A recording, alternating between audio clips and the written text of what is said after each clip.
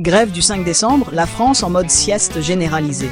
La fameuse grève française, ce rituel sacré qui fait trembler le pays, ou au moins ralentir ses ascenseurs. Ce jeudi, la fonction publique promet de mettre la France en pause pour protester contre un gouvernement fantôme.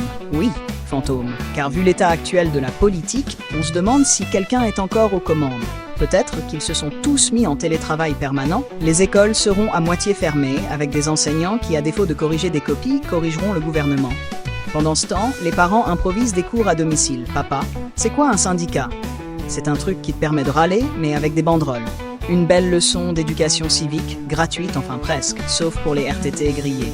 Les transports, au ralenti, mais pour changer, la SNCF et la RATP, jamais les dernières pour faire du zèle, promettent des retards records. Mais est-ce encore une grève si aucun train n'arrive à l'heure? Peut-être qu'un jour, on fera une grève pour les trains à l'heure, histoire de varier les plaisirs.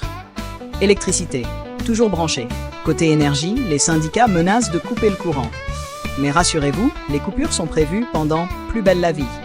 Et pas pendant la Coupe d'Europe. On a nos priorités. Quant à EDF, ils promettent de ne pas trop embêter les Français. Traduction. Ça coûtera un peu moins cher, mais juste pour une journée. Avec des rassemblements prévus partout, de Paris à Marseille, en passant par des villes où il ne se passe rien d'habitude, les Français sortiront dans la rue pour faire entendre leur mécontentement. Ou juste prendre l'air.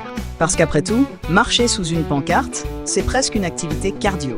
Ultimatum ou tradition nationale. Force ouvrière, le syndicat qui préfère jouer les indépendants, prépare déjà la suite.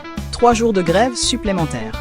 Histoire de rappeler que le burn-out syndical, ça n'existe pas. Pendant ce temps, les autres syndicats planifient des actions ciblées fortes. Comprenez, de la poudre aux yeux pour faire croire qu'on va tout changer, avant de rentrer au chaud. Finalement, la grève du 5 décembre, c'est un peu comme un téléfilm qu'on a vu 20 fois. On connaît la fin, mais on continue de regarder pour tuer le temps. En France, râler est une valeur nationale, et tant qu'on peut bloquer une rue ou deux, on se sent vivant.